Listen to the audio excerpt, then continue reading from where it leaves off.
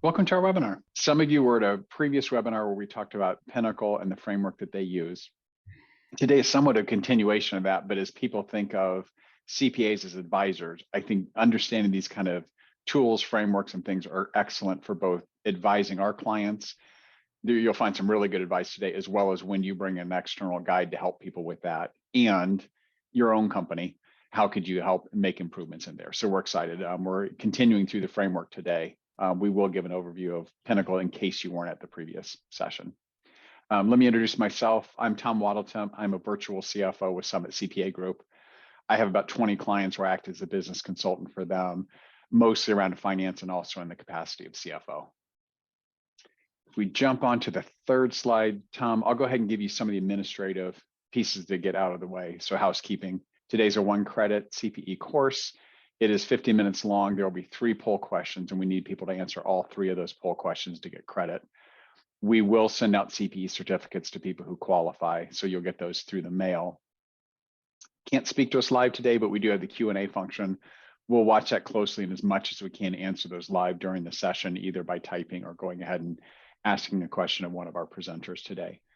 One of the most common questions we get is, do we have slides? So you don't have the slides available to you before or during the session, but they will be emailed out later and replays will be available. So hopefully you'll hear some really good content and say, I want to see that. And so you'll get an email that shows you that information that's in there.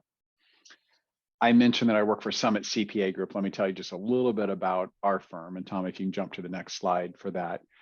So since 2004, we've been offering CFO and back office services to our clients.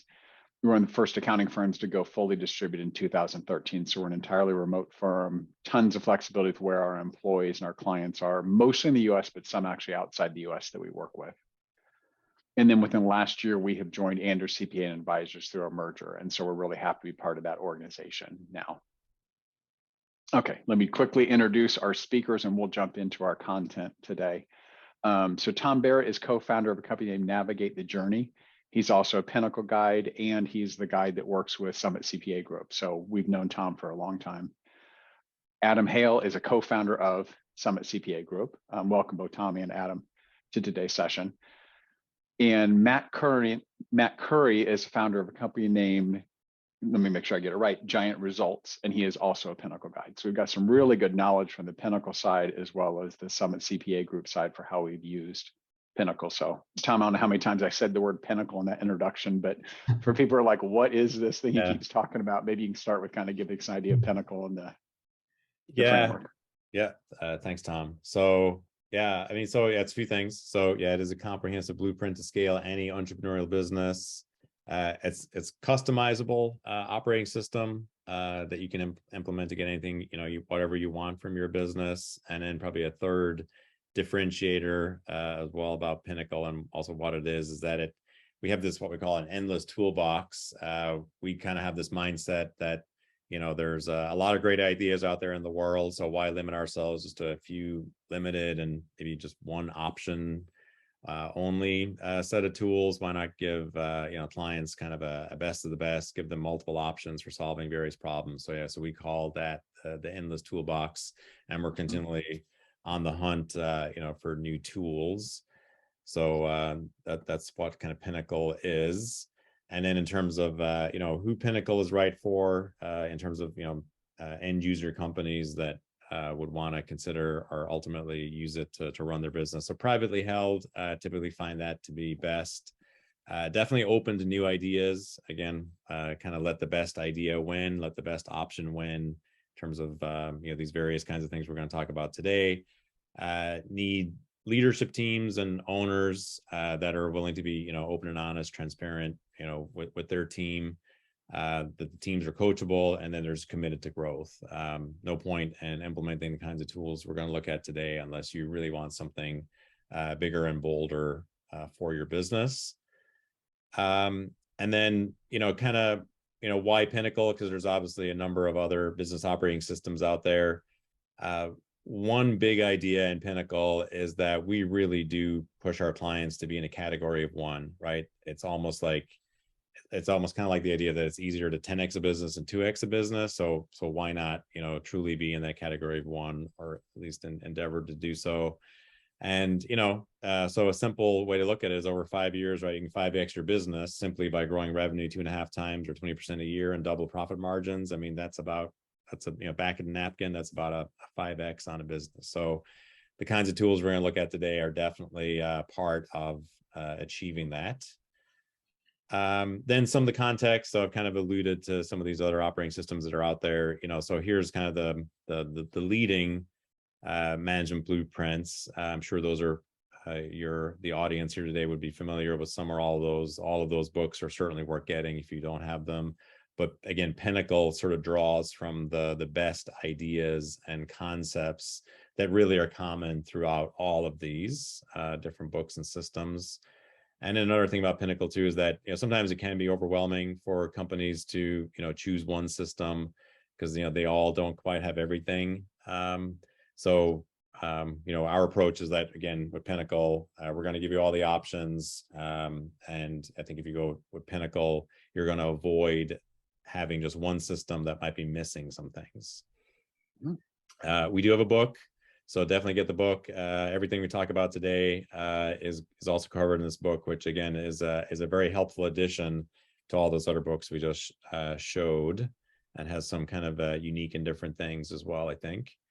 So then the Pinnacle model, so it's 5 principles. Last time we talked about people, right? It's all about right people, right seats, coaching and developing them continually. Then who, really follow a great purpose, right? That are inspired by, a purpose, which is really vision, strategy, and alignment around that purpose. So that was last week. Sorry, not last week. That was last time. So today we're going to talk about the 3rd and 4th principles, which we call playbooks. Some of you might be more familiar with the concept of process. So those are really interchangeable. And then the other principle we're going to talk about today is perform, and we'll unpack that. And then the next webinar is all about profit. When you do those first 4 principles well, profit is the result. So we're going to dive in here to playbooks. So kind of four areas here. So let me set up the why, because and I can't wait to hear from Matt and Adam here in a minute on this, but I would say when I first start talking with clients on, process and procedures and SOPs and on playbooks, whatever you call it, right? Basically, if I'm looking at a team of say 6 people, I'm typically looking at people who are going, this is the greatest thing ever. I wish we could have done more of this. To some people are like, this is a complete waste of time. It'll never work. And then, so I really do believe in starting out with the why as it comes to playbooks. I think you've really got to believe in what playbooks and process is all about. So one way to look at it is look at some other industries, and actually in this case, 2 industries where lives are on the line. So interestingly, right, commercially speaking, probably the least safe place to be in the United States is actually, and unfortunately, in a hospital, right? It's something like, it's over, I think this article is saying something like 250,000 of deaths a year in the United States, typically are attributed to some sort of hospital stay, right? So that's kind of hopefully the worst news of this webinar. But there's something to this, right? Because the safest place to be commercially is actually flying on a commercial airplane. The number of crashes and the fatalities has come dramatically down. And if every time you take a commercial flight, just like in this photo, what are the pilots doing? They have their pre-flight safety checklist. So this is actually a great resource for people to check out. Again, if you're trying to get into like, hey, how should I approach, or even how should I sell the whole concept of playbooks at my company or with my clients? This book here called The Checklist Manifesto is written by a physician who basically said, okay, the airline industry has figured this out. What about if we start bringing this checklist mentality to the medical world? And sure enough, right, there actually are a lot of great cases of where safety is going up in medical settings. So yeah, so that's just a quick, in terms of we definitely want safety when we're flying or when we are a loved one in the hospital. So kind of same thing's going to work for our business. Yeah, Tom, I would just say that, I think the why is pretty easy here and makes a lot of sense. I mean, for us working with clients and anybody running a business, it's just about being intentional and scaling. And I think that if you're going to do either one of those things, having a playbook to some extent is going to be just kind of permission to play, and it has to be there. Obviously, where people I think go a little sideways, and I know you're going to talk us through this a little bit, but it's always on the execution side, the Yep. tips and tricks and stuff like that. But I think I would be surprised if anybody would challenge you on the why, because I think it makes a lot of sense. Yeah, good. And I also would like to comment here is this checklist manifesto is not a very thick book. It's an easy, skinny book to get through. So just like, don't feel intimidated. You could literally cover this in a flight and get a good gist, and they give you some tips and tricks on how to get started. So I just wanted to chime that in. It's not an intimidating book. It's actually a fun, easy, skinny book. Yep. Great. And here, these two quotes on the screen too, these are also just great ones to use again, if you've got skeptics on your team or with your clients, just to help them see sort of the why behind Playbooks. Yeah, so systemize the predictable, so you can use that, humanize the exceptional, and also Edward Zemming's quote, right? Anytime the majority of people behave a particular way the majority of the time, your problem is not the people, the problem is in the system. So I think those are also super helpful. So yeah, so as Adam said, it really all does come down to, okay, how do we do this? And then, actually implementing it in your business. So we're going to unpack that. Actually, before we do that, I guess I forgot, we had one more why. So I'm not going to go through these points, but again, I think you all know, and as Adam said, I think with this audience, you all believe in the why. So I'm going to move us on. So this is now getting to the how. So with the Pinnacle system, the first step is basically, let's define what our core processes are. So a few things around that.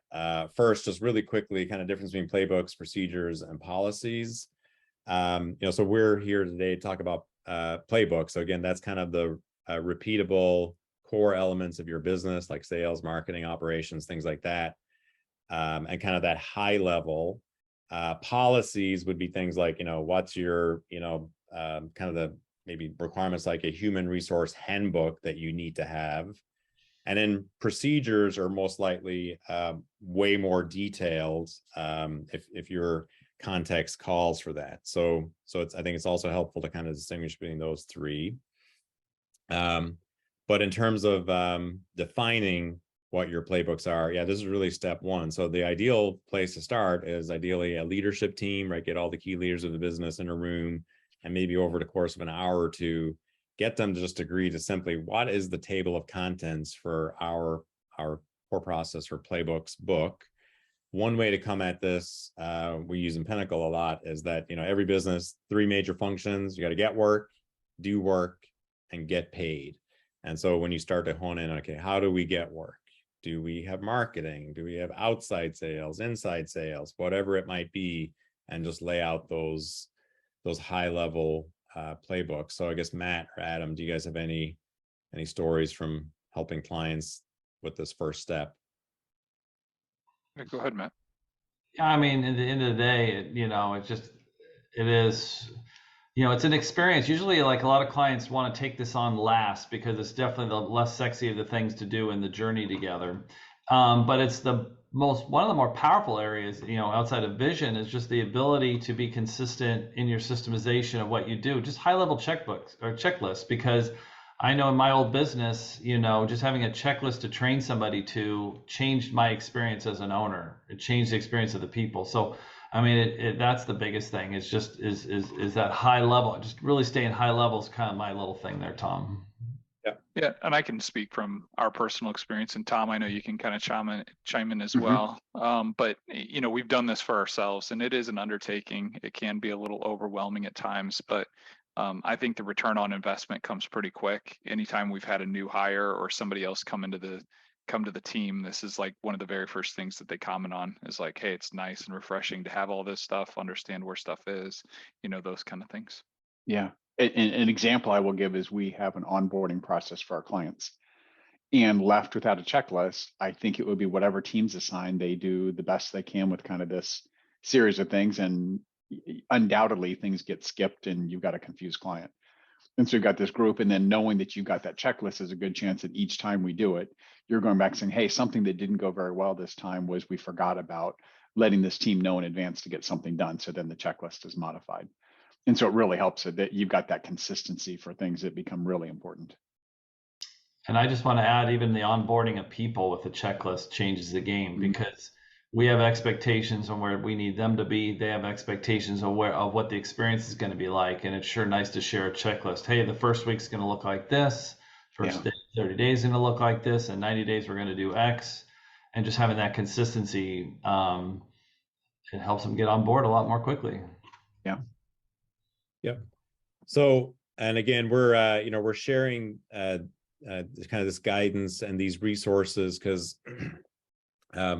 what we find, I think, when we, excuse me, when we do this with clients is a lot of times people, companies really maybe have not done it before, or they just don't have a good experience of doing this. So that's why we're going to kind of outline these steps for you all. And again, get the Pinnacle book, because the Pinnacle book has just some great nuggets in terms of more detail as to how to do this. But so once you land on that table of contents, then which is really that select kind of get. So the idea is that you got that table of contents. So like you can say marketing process, well then assign who owns it, right? That's another great thing about doing this as well, making sure that you've got clarity on who actually is the primary owner of each process. Then we recommend, whatever the recording is, right? So depending on the exact business, you may want to go like observe people do it, have them write it out, have them, videotape themselves, whatever, as they're doing it. So that's a step you can do. Then of course, get it down in some kind of document. It's definitely got to be in that written checklist approach. You're going to have to get, feedback then from, ideally other leaders in the business, to improve it, and then activate it, right? Put it into some sort of shared drive, definitive place that everybody can access. Tom, if I can make a comment about, maybe you call it a hack, the record for us has been huge. And so a lot of the activities our team will do is on their computer. And so what we'll tell them is start a Zoom call, put on the recorder and talk through the process that you're doing. So it takes maybe a little bit longer, and often pushback can be, yeah, but maybe something will go wrong. And in reality, you're like, that's great because it's going to go wrong for someone else. You can tell them how to fix it.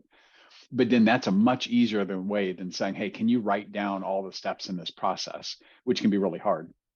So take a half hour, do it. That recording is stored along with the task, and then someone can look at it. And if you've trained them, now they can go back and look at it multiple times if they're doing it maybe once a month. And so something that ends up being a pretty easy thing versus, hey, can you write me a 5-page document with really cool pictures and graphs and things?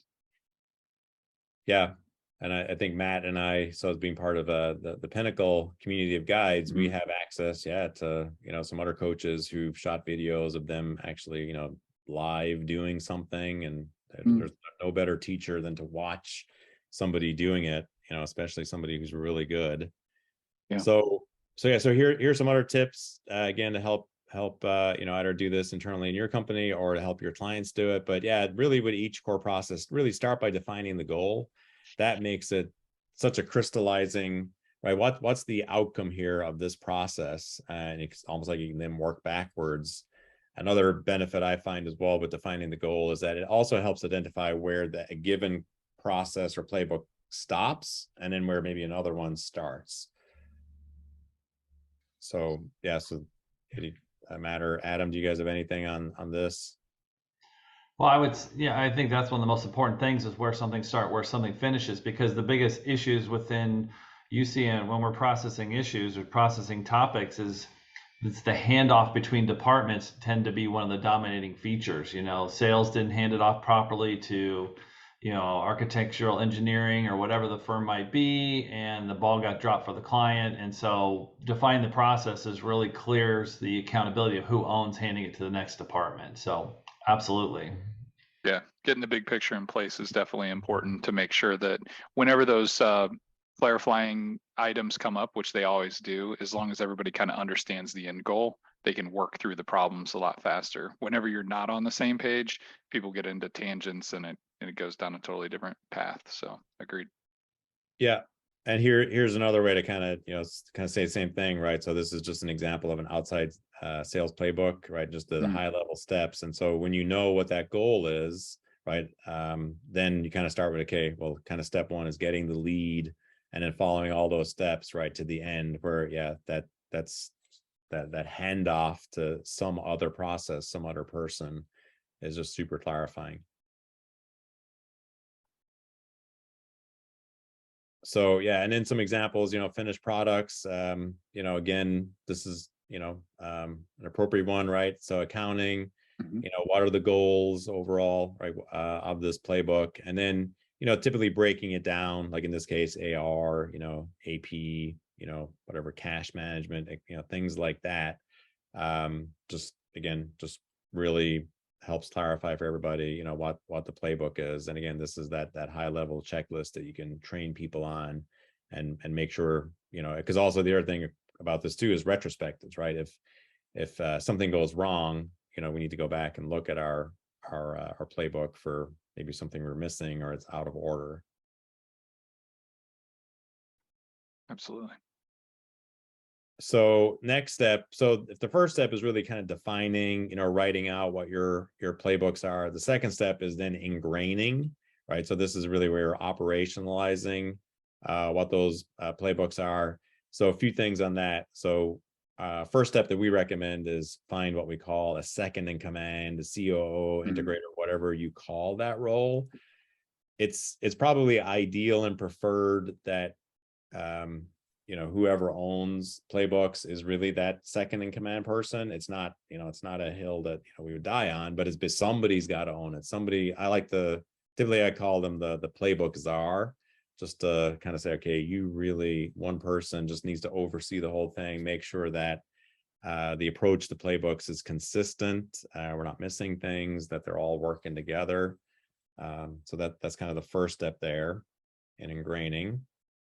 Next is selling your team. So again, that goes back to earlier when we're talking about the why. And again, this audience might believe in the why, but very likely when you roll out these defined playbooks, possibly for the first time in the business, there's just going to be resistance and pushback, and people are going like, okay, what's going on with this? Is that you don't trust us? Is this going to take away our creativity? All these kinds of things you're really going to need to address, or you definitely need to sell your team on playbooks. Definitely need to establish some sort of system to manage. There are so many great online tools today, like Trainual, for instance, is a great one. I mean, anything from your Google Drive to Teams, whatever you use for your company's file sharing can work, but just make sure you've got a consistent approach on that. Yeah, be ready to handle resistance, because it's bound to come. And then typically start off smaller. Maybe don't roll them all out at the same time. Just roll out a few playbooks at a given time, so that your culture has a chance to digest these. So Matt, you got any stories from clients rolling out their playbooks? I think that's, one of the big, kind of where I was a little bit is like almost a slide behind us, but is that it's like one thing with clients is they'll get the processes, playbooks all documented, but then they don't get it ingrained because they don't think about the time they need to coach them up. Because you need the driver of it as the second in command and getting your team to do it. But the thing is that, I find it's really interesting is the need to constantly remind them to update them and get them ingrained, because the client I was with yesterday, I mean, they've done amazing work, but it's time to refresh them, and it's time to push, because it's like when you have your processes documented, you really know where the origin of the issue is. If it's a people issue or a process issue. Do we need to update our processes? Or is this person struggling in their seat? We need to have a coaching session with them. Maybe they're not right person, right seat, all that. So there's just so much clarity when we have these documented. But I just wanted to add that little tip. I see that in the client. I feel like, hey, we're done. Have you taught anybody any of it yet? No. Well, we're not done. That kind of thing. So. Yep. So there's define, ingrain, and then really kind of a third final step here with playbooks is what we call optimize. right? So because it's never a one and done, right? There you never sort of are fully arrive with your playbooks. There's always kind of the continual improvement that you're going to want to be making. So one of the ways that the Pinnacle approach gets at this is we call it the three-phase simplification formula. So first, right, again, it's just, like, so again, once you find them and ingrained them, rolled them out, right, like this is another way you can kind of another set of activities you can do to up level your playbook. So first is just analyze simply, right? So it's almost like, especially maybe even people who are not responsible for a given playbook, that maybe they could actually even almost like secret shopper, observe how a certain play is actually performed by the business. And again, given that they have, your checklist, you kind of know the way we should be doing it, and then you can kind of see how it's actually being done. And then, I love some of this guidance too, like, the high value added activities. Because if you also think about given steps, right? Not all of them are equal, but some of them are just absolutely critical. And they, especially ones that interact with customers, it's an opportunity for the company to really shine, or the opposite, to not mess up. So kind of think about maybe some of the steps are more valuable than others.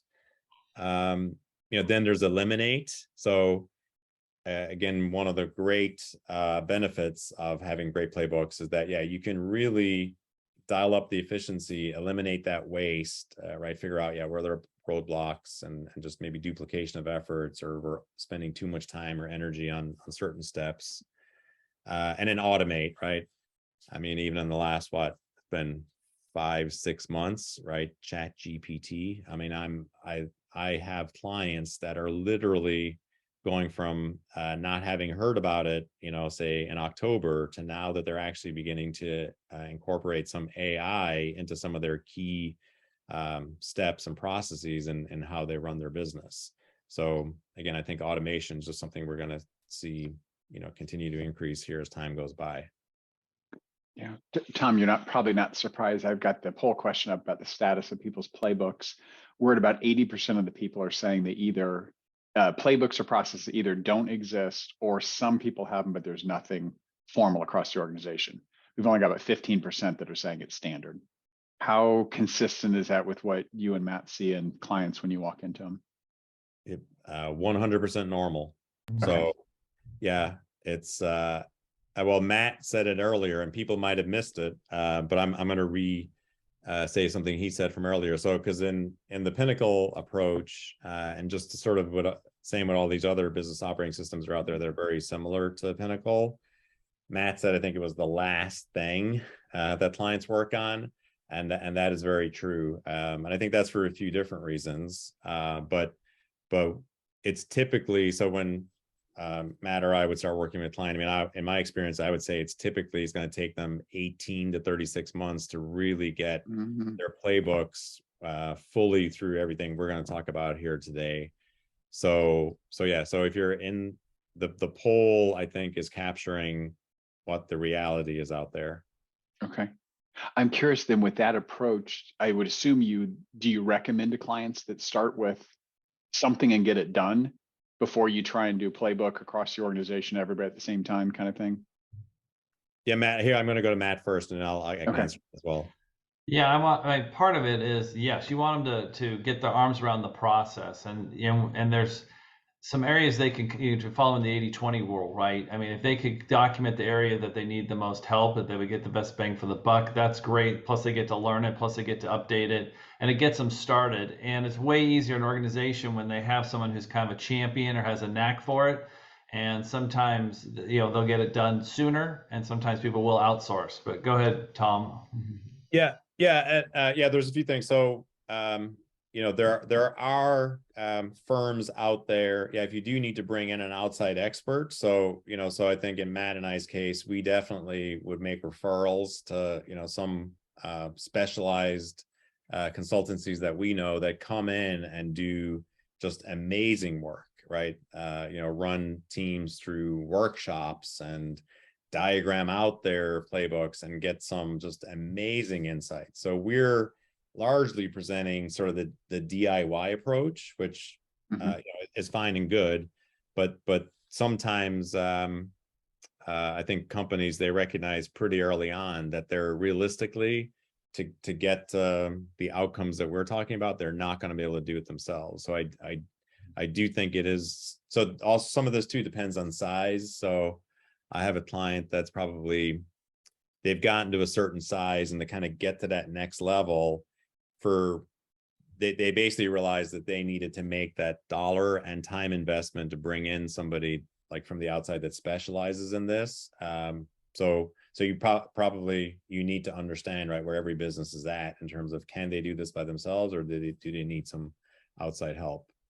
Yeah, what's so Okay. important about this too is it changes over time, right? So what works at 10 Mhm. people doesn't work at 30, which doesn't work at 50. And so my experience has been, Tom, I'll even say that in most instances, it requires somebody from the outside coming in, you know, personal experience and working with clients. It's like anytime you try to sit down and do this stuff, just looking at it objectively and then holding yourself accountable to some of these things is a little difficult. And so by having that outside expert, you're able to get it done a lot faster. So if it is taking a while to get implemented and optimized, I mean, having that third party just really kind of pushes it over and gets it done quick. Yeah. And yeah, so completely agree. I think, you know, another way to come at this is that, so for companies that just can't afford, right, or don't want to spend the time with sort of the more extensive version, or at least for now, of bringing in that outside party, is that, like, I feel like what we're presenting here today hopefully comes across as doable, even though, you know, it is a decent amount of work. But that's where, again, even going back to that checklist manifesto type approach, right, kind of really like high level checklist and steps, as opposed to, you know, somebody that wants an 80-page document just for accounting, right? It's like, Right. it's just too much, you know, just a 2-3 pages is fine. So great. So that is Playbooks. So we are going to move on to talk about the second principle here in the Pinnacle model we're going to talk about today, and that's perform. So a few things here. So a little kind of similarly to with Playbooks, thought it'd be good to start off with kind of the why, and I'm going to do that through the whirlwind, right? And this is an analogy that comes from 4DX. It was one of the other books I had up there at the beginning, which is a great system to especially help teams right, figure out the wildly important goal. And they use this analogy, I think, that's apt, applies, I think, to all businesses, all people. So you know, when you look at your business and think about it, right, it's almost like there's this whirlwind of like all these things that need to be done, ranging from very kind of mundane and happen every day, every week, whatever, to like just the critically important things, and they're all, you know, swirling around. So, you know, basically human beings, right, our brains just can't handle all that, right, because it all just seems like a big jumbled whirlwind. So what we're about to present here, I feel like, is kind of the big, or some big antidotes to actually making sense of that whirlwind that everybody faces, and that's really top to bottom, right, top leaders all the way down to your frontline people. So some specific you know, tools that we you know, use. So no surprise here, what's your annual growth plan? So one of the things I've appreciated about Pinnacle, you know, taking some different approaches on some of these very, you know, standard tools, is we take the approach of, you know, what does, you know, well, really winning various periods of time look like, everything from the day to the year. So that's typically how I frame it up with my clients, is that, okay, when we're setting, you know, goals for 2023, as the case might be, it's like, okay, what does a successful 2023 look like, right? If you kind of go forward into the future, we get to say January of 24, and we're looking back on what 2023 was, right? What would have been like an A+ year? We're giving each other high fives. So that really gets people in the kind of the right headspace to go, okay, well, yeah, we're going to have some financial goals like revenue and profit and whatever other, you know, KPIs are really important for your business. And so once we get that, then we say, okay, well, in order to achieve those goals this year, those financial goals, okay, what are the 3 to 7 most important priorities we've got to get done this year, you know, as a business? So, and then we typically end up with a result like what's on the screen. So Matt or Adam, how do you guys help your clients with making sense of the whirlwind, seeing what's most important. Yeah, I mean, the thing is with our teams, so much is needed to get everybody on the same page of where we're going. So the whirlwind's only controllable if we are intentional about where we're going. And that, we use our methodology that both Tom and I use to get these alignment in the room of what 2023 needs to look like for us to have a great year. Every client's 100% unique. But once we get it on paper and we've gone through the process, it's amazing the commitment level that goes toward it. And with that commitment, big things can get realized, and also learning experiences, because sometimes you'll learn what you can get done in a calendar year. So the annual growth round is incredible, even for an organization of, it could be an organization of 5 people and it still has the same impact as an organization of 100 people. So it's a big thing, for lack of a better word.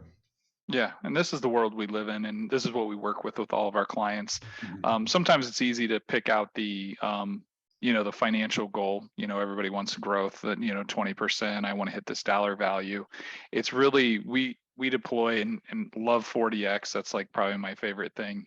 Finding those lead and lag indicators and how to work yourself backwards from there. But and I don't know that we do it intentionally, but we use kind of the 5 why kind of methodology, where you're just saying, okay, but why? And then why? And then, so as you're working your way through that, so what does 7.5 million mean to you? And, why do you want that? And then they say, well, it's because of this. Well, why do you want that? And as you have that conversation with the client, they really realize, what the real goal is. And because you went so deep, you can also find the other metrics or the lead indicators that are ultimately going to be the most important thing to get you there, because you've kind of walked through that process. So we do that with every single one of our clients. Yep. That's great.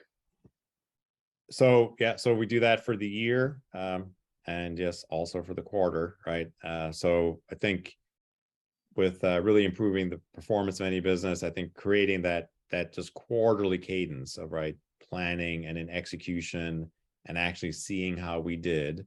And so typically, I think if you're going to set goals for the year, if you don't have a quarterly rock process, I've yet to see a company just that can do some sort of cadence of planning and execution that without doing it quarterly. I just have not seen it work. I'm sure those businesses exist, but I'd actually love to go visit with them and talk with them about how they can do it. But there's something to the magic of that 90-day period, not too short, not too long.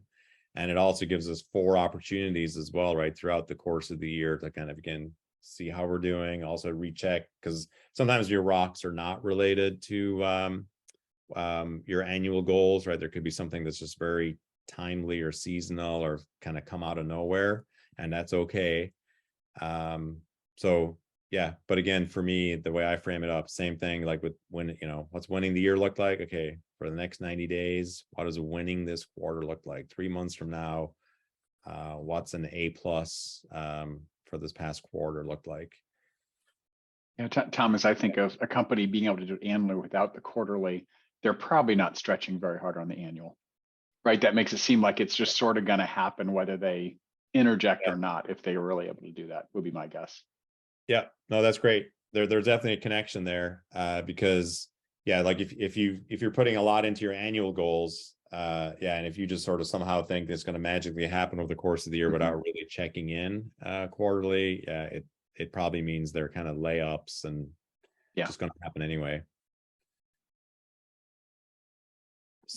So here's one thing, there's some different approaches on this, but here's another little kind of nugget that I found from experience that I think is very helpful is, because there's a lot of, it's very popular, right? And I'm okay with SMART rocks and goals. There's this approach as well, FAST. There's actually an article you can Google, right? What rocks, FAST beats SMART. It's frequently discussed, ambitious, specific, and transparent. Very similar to SMART. But I think sometimes, maybe a mistake some teams make is putting too much weight in just the headline, right? They're trying to have this long run-on sentence that has lots of things in there. And so for me, I've gotten to with clients is I'm like, let's just come up with a headline, whatever the goal or the rock is, and then let's just have some bullet points that really demonstrate, okay, these are the outcomes that what does 100% done look like for this goal or rock? Well, let's just have those as, it's a little bit like the OKR process. These are the key results that will tell us that we got this rock or goal done. So Adam, Matt, how do you guys help your clients with, scoping their goals and rocks, with helping them see what exactly needs to get done?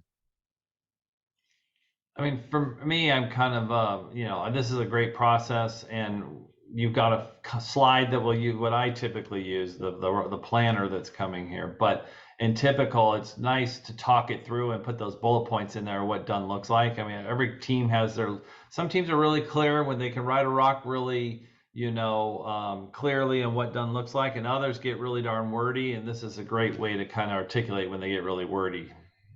Yeah. And here I'm going to show that. Yeah. So that rock planner. So how do your clients use this, Matt? It's just easier because what we do is, obviously we put the title of the rock on there, then we describe the rock of what done looks like. And then the key thing is the steps. Like biggest reason someone doesn't get a rock done is they don't start early enough. So like, all right, in the first 2 weeks, what do we got to get done? All right, by month 1, what are we going to get done? By month 2. So you got the steps. And the other thing is the bottom box is really important because it lists the resources needed. So if you're teaming up with somebody, could be a third party outside the company, if you're doing a website, or internally in the company, you got to make sure that you've allocate them enough time to get their part done, because it really stinks when they come to you and it's like 2 weeks before the rocks are done and like, okay, I need your part now, and you're like, well, I'm going on vacation, sorry, that kind of thing. Yeah, I would say this really emphasizes the need for having that outside consultant to really help. Where I see a lot of businesses struggle with this is just how to articulate it, understand the difference between a rock and a task, and those kind of things. So having somebody that can help, facilitate this conversation and walk people through how to make something concise, make sure they're holding people accountable to who does need to happen, what activities have to happen. It takes a little bit to build this this muscle memory to do this, but once you've seen a client go through it for a couple quarters or a year, then they have a tendency to really take to these things. But at first, it definitely, the architecture, the design, and again building that muscle, I think does require kind of, or I've seen it benefit greatly whenever somebody outside kind of helps out with that. Yep. The other thing they learned, sorry to chime in, is that they learned over time, Adam, is they take on less rocks because they realize they can't get 8 rocks done and it gets down to 6. And like my team yesterday, Right. just did 3. They're enormous rocks. They're the most important things we could do, but we weren't going to add to that. And that's the other level of discipline, because you'll have these clients you start with, oh, we're different, we can get 15 rocks done. Okay, well, great. We'll put them down. We'll see how that turns out. They come back and they got like 2 done, because they did like 30% of each. Whatever the math would be. CPAs can help me with my math, but you know what I mean. So that's the accountability I'm talking about. Right. Yep. We all need it, because you just described me. That's what I would have done. I would have listed them all out. Be like, these are all important and we got to do them all at once. So Yep. Great. So here, I'm going to move us on. So earlier Adam, talked about, with 40X does a great job of, talking about the difference between, lag and lead measures. And in some ways, right, your annual goals and your rocks, I would say, are kind of lag measures, but really it's the KPIs, the metrics, right, that we want to be looking at, everywhere from daily, weekly, monthly, right, are your lead measures. So again, based on this question that we, often interject in the Pinnacle approach, is that, okay, so we know what winning the year looks like. Okay, got that in our annual goals, know what winning the quarter looks like, what our rocks. Okay, your scorecard, your weekly scorecard is, what does winning the week look like? And, the other thing, there's a few things here, right? It also goes back to the playbook conversation we had, because also we didn't talk about this actually when we were going through playbooks, but one of the things to add in the playbooks is that how do you measure if we're actually doing that play correctly, or what does that look like? So that could be on your weekly scorecard, but it's basically right, if you hit all of these things really well, these KPIs, metrics, right, you're probably going to be really happy when you close your books, you're financial statements in the month, because you know, it's going to look really good because all of these lead measures, you know, were just perform well. So yeah, so Matt, Adam, what kind of guidance do you have in creating weekly scorecards? Keeping it simple. I mean, Yeah. that's the biggest thing. Focus on the again, just kind of using the terminology from 40X, the wildly important goal, you know, and understanding what that main indicator is. I think sometimes whenever I've worked with clients trying to build this stuff out, is they'll want 10 of these metrics for each one of these things. And it's like, do they really matter? You know what I mean? Like, let's focus on, keep it simple, 1, maybe 2. I might let somebody stretch to 3, but I'm typically like, no, just focus on this one thing, get it right, make sure you understand what it means. Those other things might be a result of that one metric. So really just helping them keep it simple is probably the most important thing. Yep. Yeah, simple, and also helping them learn what the most important things are in their business, because I think it's a discovery process. Like most teams take a bit to write a new scorecard for themselves. So yeah, it's definitely iterative, right? That definitely takes a few months to get it right, and that's okay. Another part of perform, right, is meetings, right? So just the being fully candid, right? I think Matt and I and Tom and Adam probably can, you know, relate to this, right? Most organizations, their meetings, like everybody complains about, you know, bad, ineffective, boring meetings. So Patrick Lencioni has a great book on this, by the way, Death by Meeting. And so I think he talks about, meetings are bad because they lack drama, they're boring, lack purpose and context. So well, we could do a whole webinar on this, but one of the things that we find super helpful is actually just talking with a team about the different types of meetings that there are.